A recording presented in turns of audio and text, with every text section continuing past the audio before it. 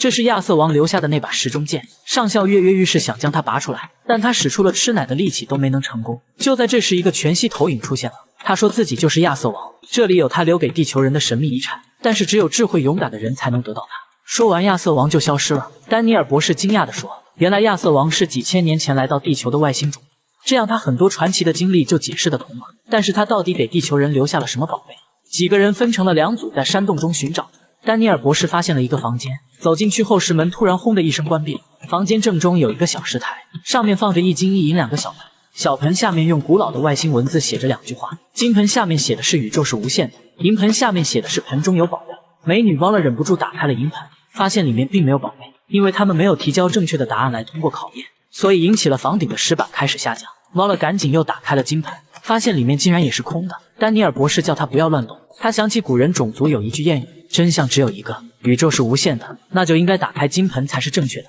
于是他们赶紧将盖子都盖好，然后重新打开了金盆。他们惊讶地发现里面出现了1枚金币。这时房顶的下降停止了，看来他们通过了考验。而此时另一组人也遇到了麻烦，他们要按照顺序排列一组石牌，但上校完全不知道石牌上写的是什么。正在他手忙脚乱胡乱摆放的时候，突然发现下面提示语写着镜像2个字，上校这才发现原来石牌上都是普通的数字，只是被镜像了。他马上按照正确的顺序排列好了数字，房顶停止了下降，2个人都被吓出了一身冷汗。智慧的考验大家都通过了，于是几个人回到时钟剑那里。这次上校很轻易的就将剑拔了出来，可还没等他高兴，一个身着铠甲的武士就凭空出现了。他拿起手中的剑就朝着上校砍了过来。上校吹牛说他在军校可是练过的，可没过几个回合他就无法招架了，赶紧呼唤队友帮忙。队友端起枪朝武士射击，但发现他只是一个全息投影，子弹无法打到他。可武士的剑却可以真实的砍在上校的身上，虽然没有伤口，但是也非常的疼。上校没办法，只好咬牙坚持，但是很快又被打倒在地。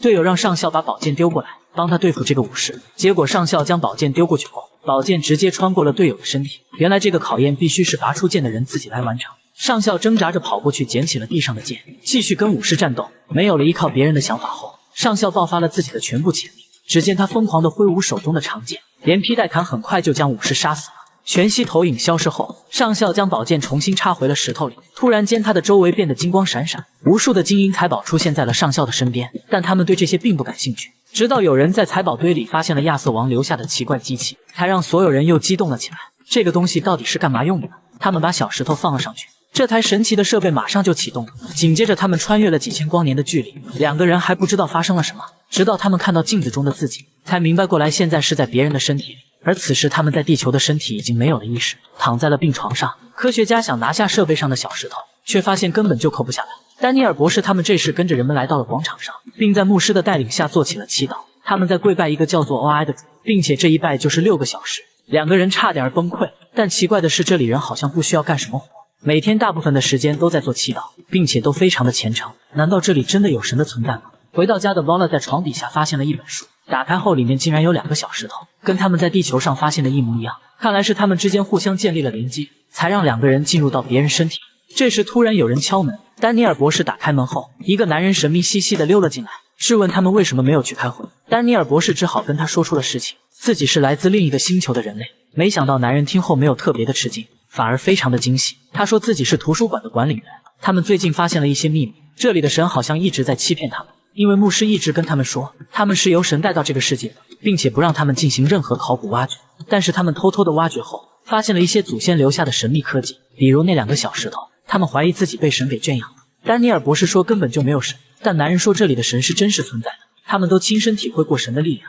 这时外面突然变得热闹起来，丹尼尔博士赶紧出来查看情况，原来是他的伙伴猫了被牧师抓走了，准备放到刑具上烧死。牧师说他的身上附着了不干净的东西，然后让人点着了油，倒进了刑具中。丹尼尔博士想上前阻止，却被人死死的抓住，他只能眼看着火焰慢慢接近猫了。猫了大喊着救救他，但所有人都只是冷漠的看着，很快他就被烧成了火人。此时地球上他的身体也开始心跳加速，并很快就死亡了。这时一阵奇怪的风吹了过来，大火瞬间就熄灭了，然后一个牧师出现了，所有人都赶紧向他跪拜。丹尼尔博士抱着猫了被烧焦的身体伤心欲绝。这时只见牧师拿起手中的权杖对准猫了，权杖发出了蓝色的光芒，紧接着奇迹发生了，猫了身上被烧焦的衣服和皮肤都恢复了正常，人也活了过来。丹尼尔博士从来就不相信世界上有神的存在，但这么神奇的力量又如何解释呢？然后牧师带着丹尼尔博士他们去了神的住所。丹尼尔博士说他想见见牧师说的那个神，于是牧师将他带去见了主教。丹尼尔博士刚想介绍自己，可主教就准确地叫出了他的名字，并知道他来自地球。主教说他已经派了一个牧师前往地球了，那里的人必须接受他们的教化。丹尼尔博士说地球是一个有很多种信仰的地方，大家都互相尊重别人的选择，但主教却说只有他们 OI 的教化是正确的，他们会净化那些信仰错误的人。丹尼尔博士这才意识到他们给地球惹了一个大麻烦。此时地球基地里，将军正在调侃前来传教的牧师，在他们眼里这家伙就是一个江湖骗子。但是丹尼尔博士将他遇到的情况告诉了将军，将军吓得赶紧叫人将牧师的手杖抢了下来，并告诉他人类永远不会跪拜这些假神。牧师大喊了一声神圣的 OI， 然后手杖又飞回了他的手中，紧接着他的身体燃起了熊熊烈火，然后轰的一声就消失不见了。大家都被牧师疯狂的举动吓得呆住。这时基地里突然传出了警报声，丹尼尔博士和 Vola 的身体突然情况危急，他们此时正通过这台机器连接在别人的身体中，而那2具身体此时正被绑在刑具上准备处死。大火马上就要烧到他们身上了，基地里的科学家却无法中断连接，情况紧急，上校准备直接摧毁这台机器。他们拔掉了机器上的导线，然后将机器抬到了新门室，随便拨了一个新门地址。新门接通时，临时虫洞造成的不稳定湍流会分解掉一切接触到的物质，他们就这样利用星际之门将机器摧毁了。机器被摧毁的一瞬间，丹尼尔博士他们立刻醒了过来，但可惜的是那2个本地人刚恢复意识，就发现自己置身于火海之中。现在邪恶的 OI 发现了人类的存在，而人类却不会对他们俯首称臣。虽然我们根本不在一个星系内，但他们依然要前来征服我们。他们就是建造星际之门的超级种族，拥有银河系最强的科技力量，他们可以建造巨大的星际战舰，甚至还可以建造让飞船通过的超级星门。面对如此强大的敌人，该如何应对？大和尚把手杖往地上一扎，然后向前猛地一推，眼前的几个人就像被吹飞的风筝一样丢到了太空中。然后他面不改色地继续念着自己的经文，并在周围建起了护盾。赶来支援的士兵使用各种武器都无法突破护盾。最近这些奇怪的牧师突然出现在很多星球，并要求人类信奉他们，遇到不听话的地方，他们就直接释放病毒，让那里所有的人全都病倒。等当地人死得差不多的时候，牧师再回来将他们救活。活过来的这些人立刻将牧师拜为神灵，并心服口服地向他跪倒。可丹尼尔博士知道他们的小伎俩，大骂牧师手段太卑劣，可牧师却毫不在意，气得瓦拉直接一梭子子弹打了出去。但让他们吃惊的是，子弹头都停在了牧师的身前，无法伤害他分毫。他让丹尼尔博士将看到的这些都回去告诉地球人。地球基地的将军听说这些情况后，想看看这些装神弄鬼的家伙到底有多大本事。他让丹尼尔博士携带着地球上威力最大的核弹，去消灭那些狂妄的牧师。飞船到达后，几个人通过光传送将自己传进了护盾中。由于外面一直用武器攻击，护盾里的空气已经变得有毒，无法呼吸。上校将核弹设置好之后，劝牧师赶紧离开这里，不然真的会将他炸死。但牧师毫不畏惧，他说自己牺牲后会被神带走，然后就自顾自地看起了书，不再说话。丹尼尔博士他们赶紧返回了飞船。核弹的倒计时结束了，牧师将手放在了星际之门上，想保护它不被核弹炸毁。紧接着核弹引爆了，但让大家吃惊的是，核弹不但没有炸毁护盾，反而让护盾急速的扩大。原来是护盾吸收了核弹的能量，加速完成了牧师占领这里的计划。突然卡特博士惊讶地发现，这颗星球正在不断的收缩变小，拥有这种能力的文明真的太可怕了。正在这时，星球上突然飞出了很多长方体，有一些还撞击在了飞船上，直接将飞船击毁。长方体在星球的轨道上组成了一个大圆圈，丹尼尔博士怎么看怎么觉得眼熟。卡特博士说他猜的没错，这就是在组装巨大的星际之门。这么大的星门是要将什么可怕的大家伙运来这里？看着不断缩小的星球，卡特博士突然明白了一件更可怕的事：星球收缩是因为牧师想制造一颗黑洞，只有黑洞的能量才能给如此巨大的星际之门提供能量。此时巨型星门已经快要组装完成，只剩下最后一块长方体了。瓦拉不想坐以待毙，他偷偷地驾驶着一艘小飞艇，停在了最后一块长方体的位置，破坏了巨型星门的结构。这时星球的收缩已经到达了极限，起点形成了，星球发生了猛烈的爆炸，巨大的冲击波将未完成的星门摧毁了。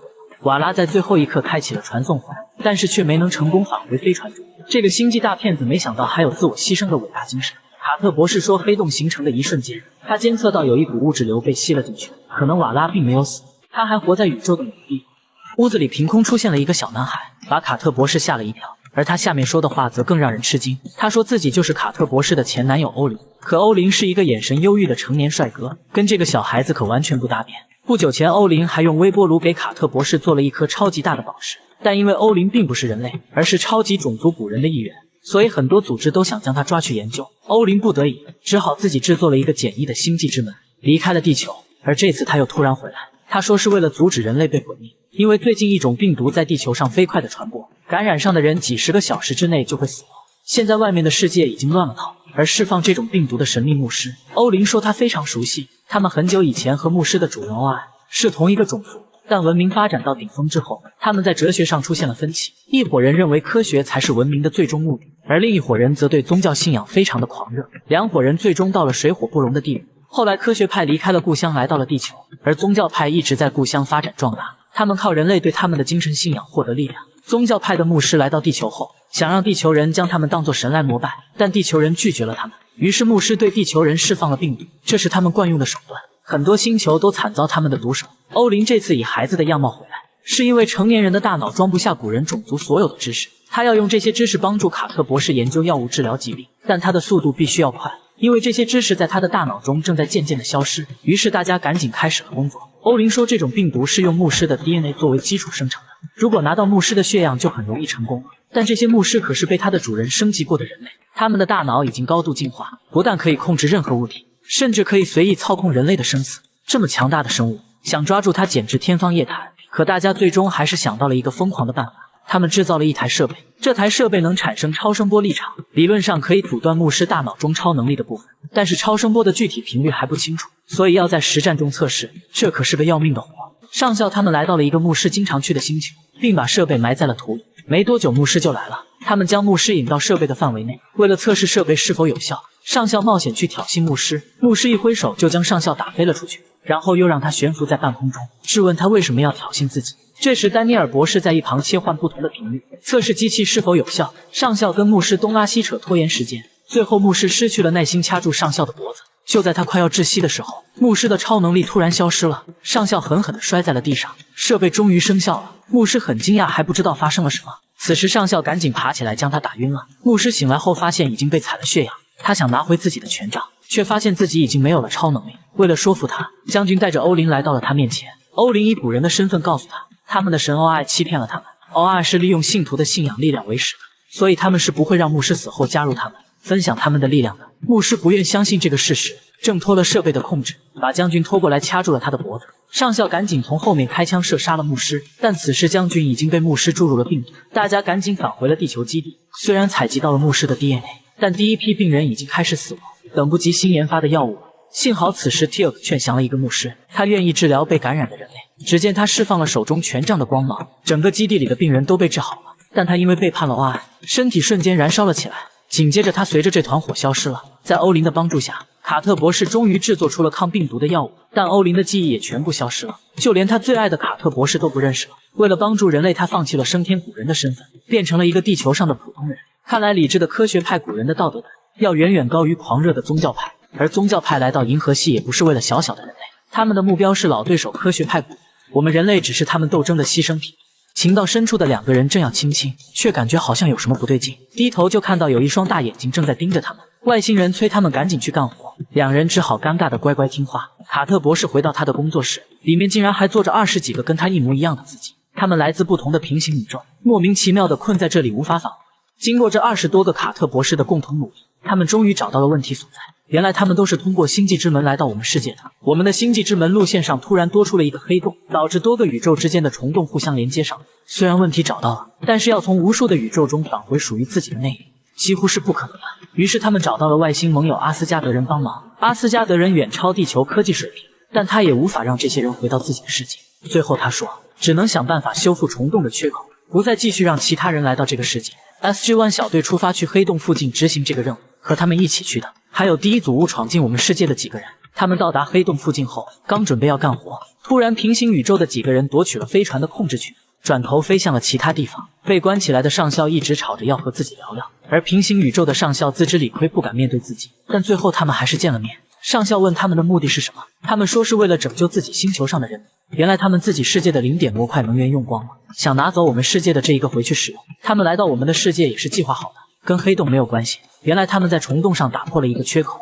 这才导致其他世界的人全都来到了我们的世界。得知这个消息后，大家都对另一个自己的做法十分气愤。这艘飞船是卡特博士亲自设计的，所以根本关不住他。他想办法打开门逃了出去。可半路上上校调转枪口对准了自己人，原来他是假的，就为了发现他们如何逃出去并堵住漏洞。没想到卡特博士早就识破了他，因为他们都太了解自己了。卡特博士他们重新夺回飞船后，返回了地球，然后博士找阿斯加德人借了一件武器，它可以产生巨大的能量，足以击穿星际之门产生的虫洞，这样来到这里的人就可以按照先后顺序返回自己的平行世界了。他们告别了另一个世界的朋友，其中很多人在我们的世界早就已经牺牲了，现在又给了他们重新告别的机会。宇宙中有无数的平行世界，如果真的有一天遇到了另一个自己，是否能愉快地跟他相处？这种小虫子突然不爱吃叶子了，科学家好奇地将肉馅丢进去后，虫子们疯狂地围过来开始争抢。他将这个奇怪的现象赶紧告诉了同事，可当他们回到实验室的时候，惊讶地发现虫子们已经开始了疯狂的繁殖，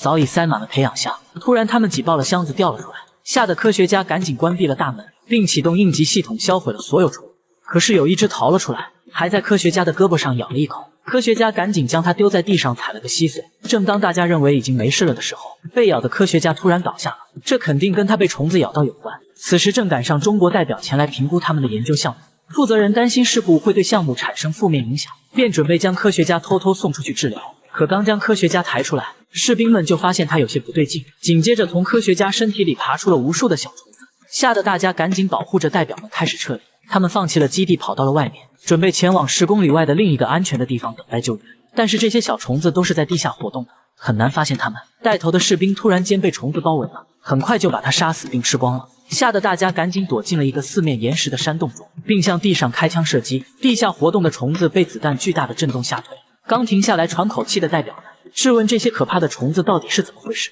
卡特博士告诉他们，这些虫子是这颗星球上独有的，本来他们都是吃草的，但是科学家们改变了他们的习性，现在他们更喜欢吃肉，这样也导致了他们繁殖的非常快。这里已经彻底沦陷，现在地球派来的飞船正在半路上，如果飞船到达后发现基地里没有人，就会释放一种毒气杀死星球上所有的虫子，同时也会将他们几个幸存的人类杀死，所以大家必须快速赶到基地那里。于是他们又冒险继续赶路，半路上一个陪同的官员嫌累不想走了，上校递给他一把手枪，让他被虫子发现的时候自杀用，省得受苦。吓得官员赶紧又跟上了队伍。当大家好不容易来到基地后，虫子们也跟来了。卡特博士赶紧启动了无线电，不断的给飞船发送信号，但飞船此时还没有到达，虫子们已经逼近了基地。上校他们的子弹也都打光了，幸好在最后一刻，飞船及时赶到，并使用光传送将所有人都带走了，然后整个基地都被虫子淹没了。科学是把双刃剑，希望科学家们永远也不要在地球上做这些疯狂的实验，一切神秘的现象都能在科学里找到答案。就像他们两个刚刚就将自己变成了鬼魂的状态，原来世界的人看不到也触摸不到他们，就好像传说中的鬼魂一样，而把他们变成这个样子的就是眼前这台奇怪的设备。卡特博士猜测，肯定是设备把他们带入了高维空间，虽然这样很有趣，但是他们已经无法喝水吃东西了，得赶紧想办法变回去才行。进入隐身状态后，他们发现设备上显示着很多文字，这些文字是超级文明古人种族的。两个人看不懂上面写的是什么，正在他们着急想办法的时候，幸好同事们在监控中发现了他们两个突然消失的怪事。科学家们刚开始胡乱猜测是这台设备将他们俩变小了，于是拿了一个放大镜在地上找了起来。聪明的丹尼尔博士猜测他们应该是进入了其他维度，因为他自己之前也遇到过这样的怪事。他还猜测卡特博士他们应该就在旁边，只是大家找不到办法沟通而已。这时上校发现他可以触碰到设备上的按钮，于是赶紧按了几下。丹尼尔博士看到后非常开心，这证明他的猜测是对的，于是赶紧询问他们现在的情况，但上校他们只能用是和否来回答。就在他们艰难沟通的时候，有一位科学家觉得他找到了解决的办法，他将设备启动后，又一次白光亮起。丹尼尔博士惊讶地发现他真的看到了卡特博士，可还没等他们高兴，就发现科学家不是将卡特博士他们变回来，而是错误地把丹尼尔博士也送过去了。想救人没救成，反倒又搭进去一个。科学家傻了眼，不敢再继续瞎搞了。但是丹尼尔博士觉得这样也挺好，因为他认得设备上的古人种族的文字。他仔细阅读后，惊讶地发现了一个秘密，原来这台设备的主人是古人种族的科学家，他们整个种族都已经升天，化作纯能量体永生不灭。但是这个科学家放弃了永生的状态，躲在这里研究了一种极为可怕的武器，这种武器能杀死永生不灭的升天古人。为了防止被族人发现，于是他制作了这台设备，在另一个维度偷偷地搞着自己的研究。设备上的文字在最后面还记录着武器存放的地方和使用这台设备的方法。丹尼尔博士很快就学会了，他按下几个按键后，一道白光闪过，他们终于成功地回到了原来的世界。故事就这样完美地结束了。但是有一件事我想不通，他们既然触摸不到这个世界的任何物体，那为什么不会从地板上掉下去呢？这简直无法用壮观来形容。卡特博士近距离看着太空中这个巨大的星际之门，被惊得说不出话来。它的表层像水面一样有着层层的波纹，大家紧张地盯着它，想看看里面到底会出来什么。不一会儿，一艘巨大的星际战舰从里面飞了出来，紧接着又陆续飞出来几艘，它们的引擎散发着蓝幽幽的光芒，有着一种妖艳的美感。很难想象，这些战舰竟然都是这些落后的原始人类建造的。用他们自己的话说，这全都是他们信仰的神帮忙建成的。因为人类提前得到了消息，所以派出了全部力量在这里堵截他们，并且还叫上了我们所有的盟友。虽然我们在数量上占优势，但是面对这种超级文明，大家心里都没有底。可敌人的目标是地球，我们拼了老命也要在这里将他们拦下来。地球的战舰首先开火，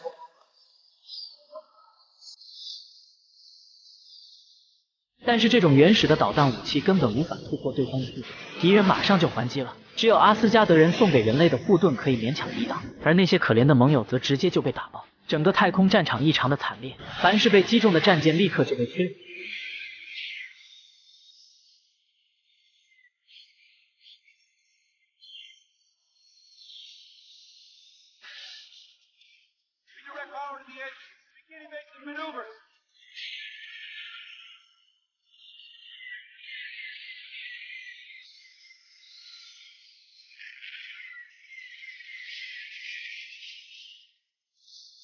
有几艘人类战舰的援军匆忙地赶来，但是也无济于事，所有的炮火都无法伤害到敌人。人类盟军就这样一艘艘的被打爆，最后地球人的战舰也被摧毁。这简直就是一场屠杀！所有战舰都被摧毁之后，4艘敌人的战舰完好无损地扬长而去。卡特博士简直不敢相信刚刚发生的一切，短短的几分钟时间，战斗就结束。太空中飘散着无数的残骸，他的宇航服已经没有多少氧气了，一直在绝望地呼喊着。在如此强大的敌人面前，人类又该如何应对呢？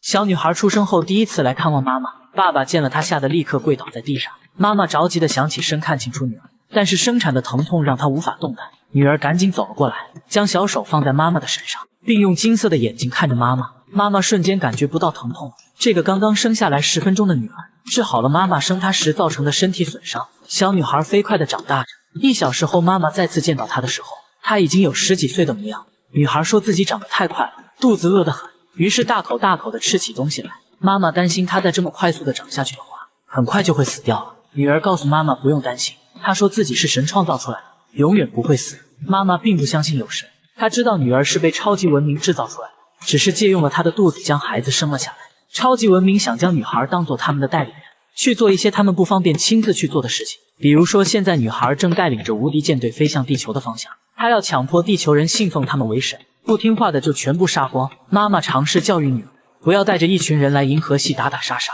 但女儿根本不会听她的话。她的基因里写满了超级文明的记忆，妈妈没办法，但她已经下定决心要除掉这个可怕的女儿。因为就在刚刚，女孩带领的舰队轻松地消灭了银河系所有的抵抗力量，然后奔着地球扬长而去。满天残骸的战场上，就只剩下卡特博士一个活着的人了，但是他的氧气也快用光了。他拼命地呼救着，希望有人能发现他。幸亏这时有一艘受损严重的地球战舰飞了回来，但是卡特博士没有办法让自己飞向战舰，上校只好驾驶着巨大的战舰撞向他。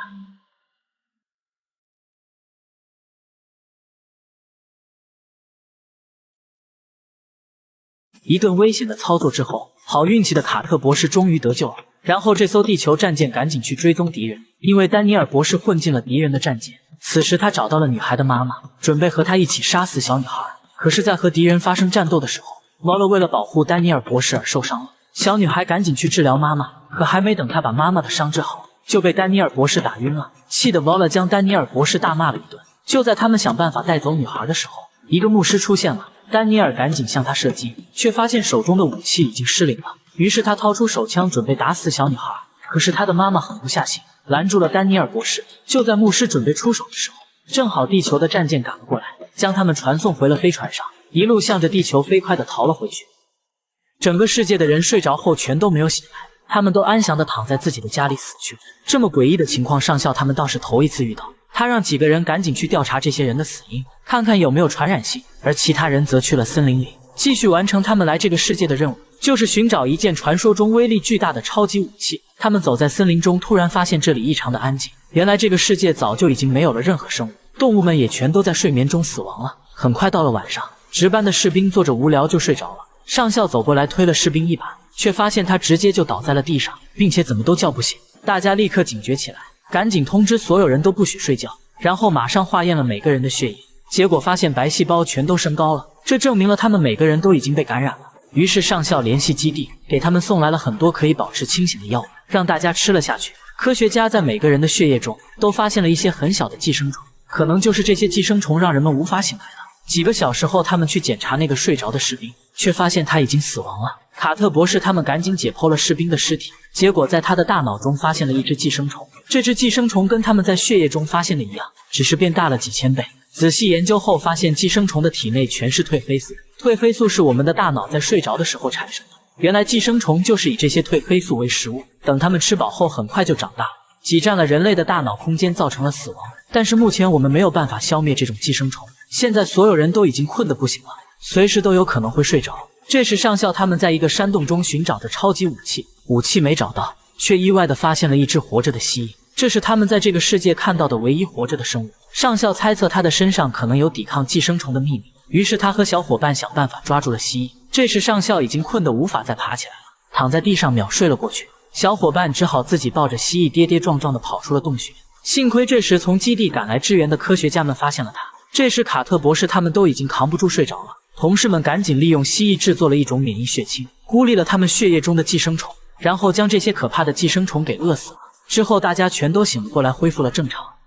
好运气的人类竟然捡到了一件大宝贝，这是一座超级文明遗留下的神秘城市，它就是地球上传说中的亚特兰蒂斯城。可它并没有像传说中的那样沉没在地球的海里，而是一直隐藏在遥远的其他星球上。这座城市里面有无数的先进科技，让来到这里的探险队员看花了眼。更让他们没想到的是，在这座被遗弃了上万年的城市里，竟然发现了活着的城市主人。他将自己伪装成了一个全息投影，回答着地球探险者的问题。但是聪明的丹尼尔博士发现了他的破绽。博士本来是想找2颗星球，奇怪的是他刚用英语说出了星球的名字，全息投影竟然听懂了，并很快就帮他找到了。丹尼尔博士觉得这太不可思议了，他越看眼前的全息投影越不对劲，1万年前的数据库怎么可能听得懂现在地球人起的星球名字？他问这个全息投影是不是真人装扮的。全息投影见自己的身份被识破，只好承认了。他还警告丹尼尔博士，既然拿到了答案，就不要再多问了。说完他就消失了。可丹尼尔博士一定要把这件事问清楚。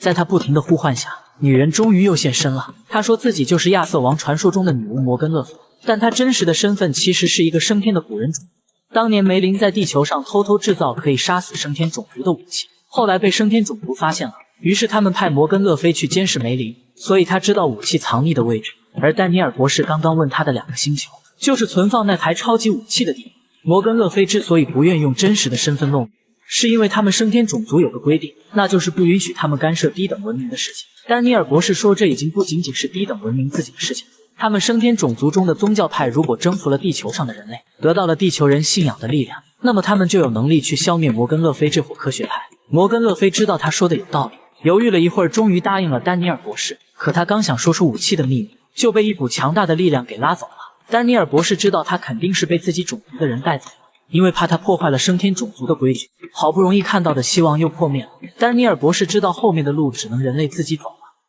几个不要命的家伙竟然飞向了黑洞，然后他们打开了飞船的舱门，将一个星际之门丢了出去。星际之门距离黑洞足够近了之后，卡特博士将一颗核弹在它附近引爆了，核弹的能量从另一个星门喷射了出来。原来他们是在做一个十分大胆的尝试，想用核弹爆炸的能量将小星门连接在大星门上，这样黑洞就会源源不断的给大星门提供能源，敌人就没办法从这个超级星门来到银河系。可是由于爆炸距离星门太远了，能量释放的不够多，计划没有成功。但是如果核爆炸距离太近的话，卡特博士担心会摧毁星际之门，于是他们只好重新计算最近的引爆距离。就在他们准备再次尝试的时候，一艘幽灵族飞船被这里异常的能量信号吸引过来。地球飞船由于距离黑洞太近，导致很多传感器都无法正常工作，并没有发现敌人已经渐渐逼近了自己。幽灵族飞船靠近后，突然朝着地球飞船猛烈的开火了，但是地球飞船在这个位置是无法还击的，于是他们只好朝着黑洞飞了过去。地球飞船想借助黑洞引力弹弓的作用，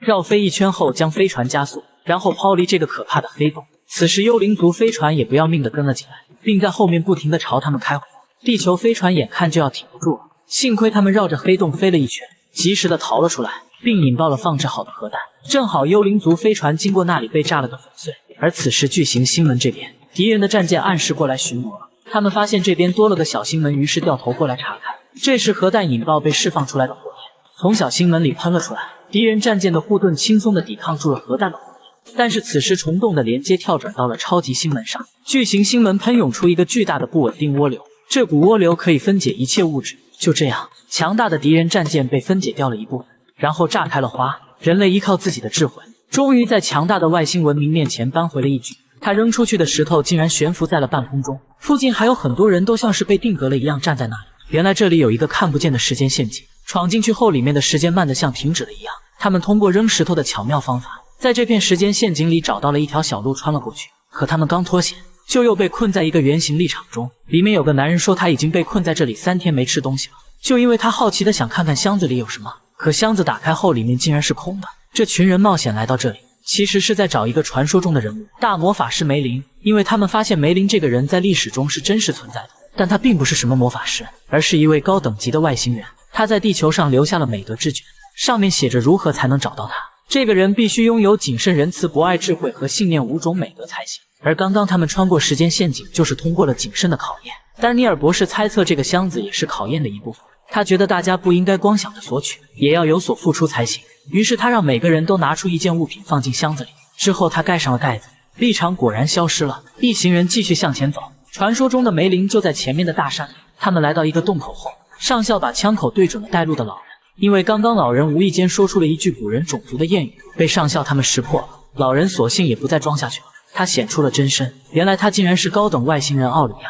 上校二话不说冲着他打光了一梭子子弹，但是人类的武器丝毫伤害不了他。奥里亚威胁他们，如果不帮他找到梅林，就一个个的杀光他们。丹尼尔博士问他为什么要寻找梅林，奥里亚说梅林制造了一台能杀死他们种族的武器，并且做出了技术限制，让他们种族的人无法接近梅林，所以他才要借助人类寻找他。大家没办法，只好和他一起进了山洞。在山洞中，他们发现了一个被困住的小男孩，但是大家一起用力也没有打开闸门。最后奥里亚走过去，只用一只手就将闸门抬起来了。小男孩得救后就消失了，后面显现出了一条新路，原来这是梅林对他们仁慈的考验。大家继续向前走，发现墙上有很多谜语，这可难不倒几位博士，他们很轻松的就通过了智慧的考验。但是继续往前走的时候，被一道火墙挡住了路，大家到处寻找也没找到方法绕过去。丹尼尔博士想到现在只剩下信念这一种美德，这肯定也是对他们的考验，于是他勇敢地走进了火里面。当他走进去后，火墙真的熄灭了，然后大家又继续往前走，很快来到了一个巨大的山洞中，洞中央摆放着一颗红色的小球。丹尼尔博士想要拿起它，却发现小球根本无法触碰，他以为是自己的灵魂不够纯洁。正当大家想返回的时候，突然一只恶龙飞了出来，并朝着他们喷火。一群人赶忙跑到了山洞外面，这时恶龙也追了出来，可他们打光了子弹也无法杀死他。上校想办法将炸药扔到恶龙的嘴里，然后引爆了，可是仍然无法将他杀死。最后还是机智的丹尼尔博士猜到了恶龙的名字，他喊出名字后，恶龙才消失不见。现在所有的考验都通过了，一行人又来到山洞中，丹尼尔博士再次用手去拿珠子，却还是拿不起。正当大家都垂头丧气的时候，突然他们几个被传送到了另一个山洞中，只留下了梅林的敌人奥里亚。丹尼尔博士在山洞中看到了一个牌子，上面写着大魔法师梅林安眠于此。这时墙上的护盾慢慢的消失了，沉睡了几千年的梅林出现在了大家的面前。由于沉睡了几千年的时间，醒来后都有些糊涂了。他把眼前的几个探险者当成了当年的圆桌骑士，他说自己太想他们了，终于又能见面了。其中一个探险者看到梅林这副样子，嘲笑他是个傻老头。梅林听到后轻轻一挥手，那个人马上就说不出话来了。但梅林其实并不是什么魔法师，他真实的身份是一个高度进化的外星人类，他们种族的其他人都已经进化到脱离肉体的状态，去更高的维度，现在只有他一个人留了下来。后来因为梅林制造了一台能杀死所有升天族人的武器，所以他被女巫摩根勒菲封印在了这里。丹尼尔博士说他们来这里是想借梅林的超级武器用一下，因为升天种族中有一伙邪恶的宗教派，他们仗着自己先进的科技力量，逼迫人类把他们当成神来膜拜，而人类太过弱小，没有力量对抗他们。梅林研究这个武器目的原本也是为了对付他们，所以就答应了丹尼尔博士。只见他走到了一台机器前，然后将机器启动了。这台机器可以从分子层面创造任何物体。梅林现在正在制造一台新的超级武器，但是这样的工作非常消耗脑力，尤其是对一个几千岁的人来说很辛苦。梅林有些体力不支，他知道自己现在的身体无法完成这项工作，于是他悄悄修改了机器，将自己的记忆和知识存储了进去，然后他就因为用脑过度晕倒了。丹尼尔博士猜到了他的意图，然后把自己的脑袋伸进了机器中，机器立刻将梅林的记忆转移进了他的大脑中。丹尼尔博士的大脑因为瞬间承受了大量的信息死机了。当他再次醒来的时候，已经拥有了梅林的记忆。他发现小伙伴长得真的很像圆桌骑士。现在他的头很痛，他要赶在梅林的记忆消失前赶紧把武器制造好。虽然丹尼尔博士的身体更年轻些，但是比起高度进化的古人种族还是差得很远。工作进行到一半的时候，丹尼尔博士就非常疲累了。他想喝口水，一伸手水壶竟然飞了过来。看来不光是梅林的知识进入了他的大脑，那台机器还改变了丹尼尔博士的大脑构造。突然这里的星际之门启动了，原来是敌人也找到了这里。虽然他们只是被武装起来的普通人类，但是数量非常的多，门口的小伙伴渐渐抵挡不住了。丹尼尔博士为了救小伙伴，竟然召唤出了雷电，将所有敌人全部击倒了。但他的力量此时也用光了。这时半人半神的外星人奥里亚出现了。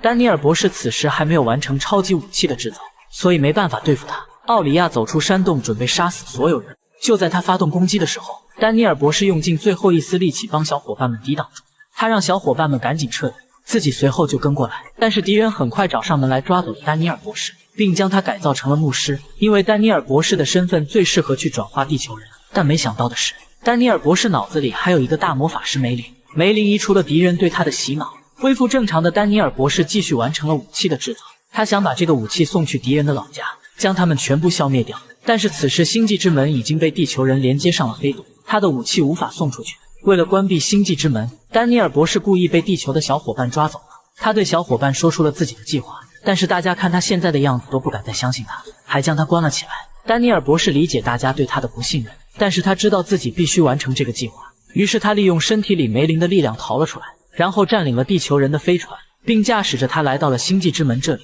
他通过远程操控关闭了星际之门，然后又用意念拨通了敌人的星系。此时他的几个小伙伴夺取了一艘敌人的飞船，并将超级武器放了上去。武器启动后，大家完全感受不到它的威力，甚至开始怀疑这东西到底有没有用。其实武器此时发出的能量波可以摧毁整个星系的能量体生命。大家从敌人飞船上撤离后，飞船缓缓地穿过了星际之门，很快就到达了几千光年外的敌人星系。那么他们到底成功了吗？现在谁也不知道答案。丹尼尔博士此时已经恢复了正常人类的样子，他大脑中梅林的意识也消失了。就在大家焦急地想知道结果的时候，星际之门突然又被接通了，大家都紧张地盯着它，想知道里面到底会出现什么。结果让大家非常沮丧，因为里面陆续飞出来6艘敌人的星际战舰。难道他们送过去的武器真的没有效果吗？只见这些星际战舰编好队伍后，直奔地球的方向急速飞去。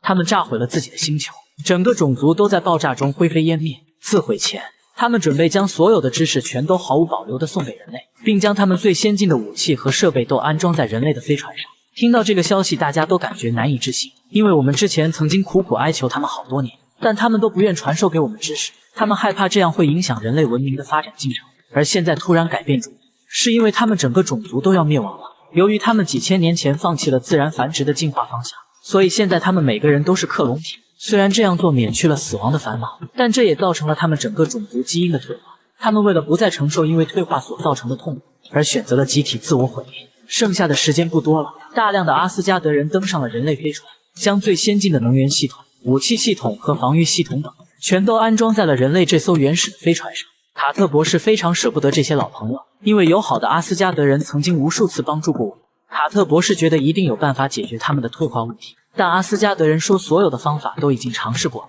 几千年来，他们在进化的道路上走错了路，希望人类不要再重蹈覆辙。说完就跟卡特博士告了别，传送回自己的星球。阿斯加德人刚走，船员就检测到星球上有大量的能量聚集。此时正巧有3艘敌人的战舰追到了这里，并立刻向地球飞船开火。将军赶紧下令以最快的速度离开这里。紧接着阿斯加德人的星球就发生了剧烈的爆炸。身为4大种族之一的阿斯加德人就这样了结了自己几万年的星际文明。现在人类这艘飞船上承载着他们全部的遗产，大家下定决心必须将它保护好带回地球。而且这艘飞船上的科技会使我们地球文明一下子飞跃几千年，但敌人的战舰不会放过我们，他不断地向我们发动攻击。将军没办法，只好下令还击，与大神级别的文明战斗。这在之前是根本不敢想象的，但我们现在有了阿斯加德人的武器，正好也可以测试一下它的威力。经过一番战斗，证明了阿斯加德人的护盾和武器系统确实非常先进。地球人的飞船不但抗住了敌人的攻击，还能开火消耗掉敌人飞船的护盾。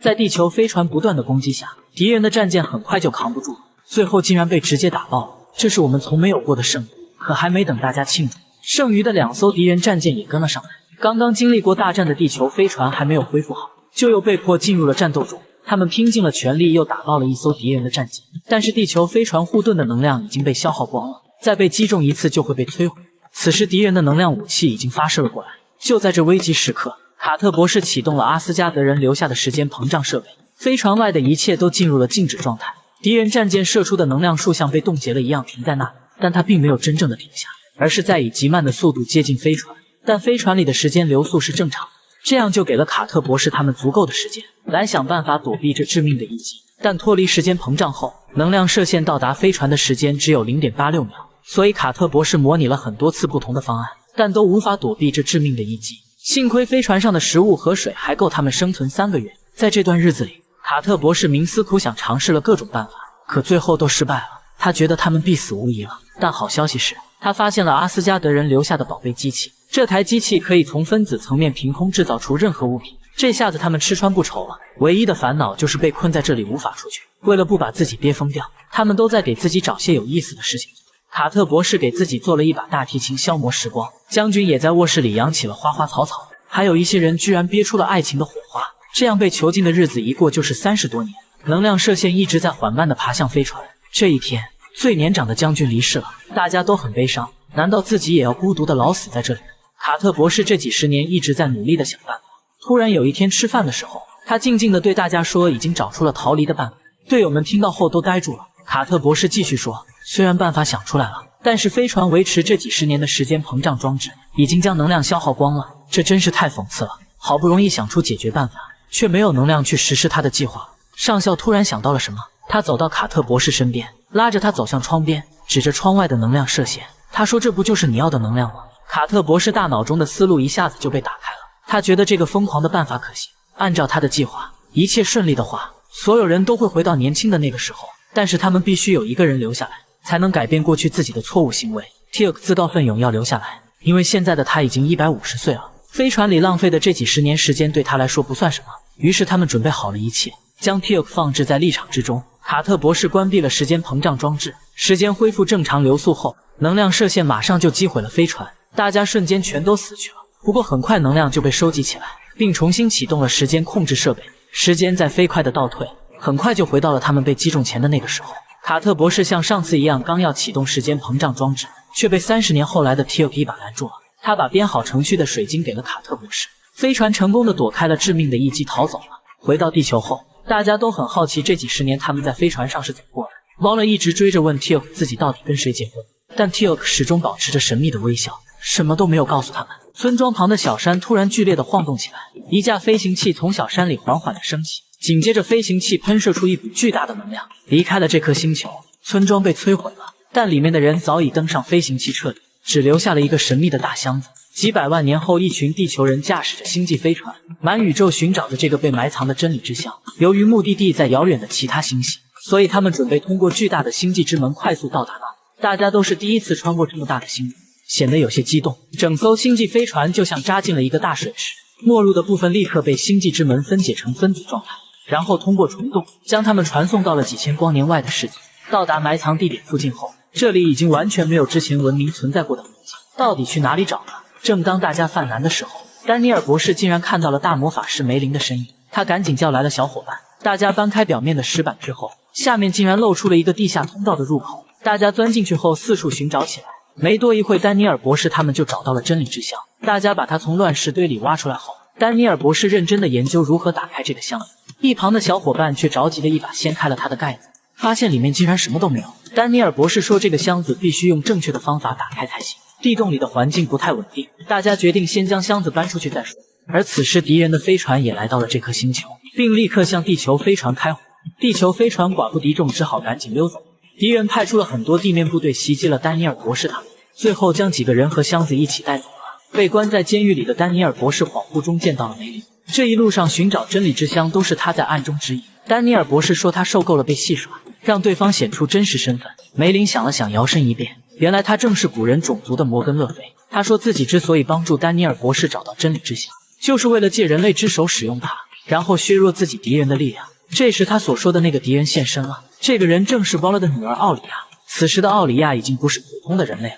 她升天后化作纯能量体，靠着吸食人类的信仰获取能量。之前她和所有的族人分享这些信仰的力量，而现在其他的族人都被人类杀死了，只剩下了她一个人独享着强大的能量。她现在已经无所不能，只有真理之香可以改变她手下的牧师，让她无法再获取力量。正在这时，地球的飞船准备回来救走丹尼尔博士他们，但是遭到了敌人的围攻。奥里亚离开真理之乡去查看情况，劳勒趁着这个机会赶紧救出了小伙伴们，大家一起研究箱子的密码，想要打开它。就在大家快要成功的时候，奥里亚回来了，他打飞了正在开箱子的丹尼尔博士。Teok 趁机捡起地上的武器，打倒了桌子，桌上的真理之箱掉了下来。因为丹尼尔博士已经输入了正确的密码，所以箱盖被弹开了，里面一束白光照射出来，直冲天际。牧师看到白光后恢复了正常，并且通过牧师们联网的手杖传播到了整个星系。所有牧师都不再被奥里亚蒙蔽了，他的力量迅速的减弱了，但奥里亚还是能轻易的杀死眼前的这几个地球人。这时摩根·勒菲现身了，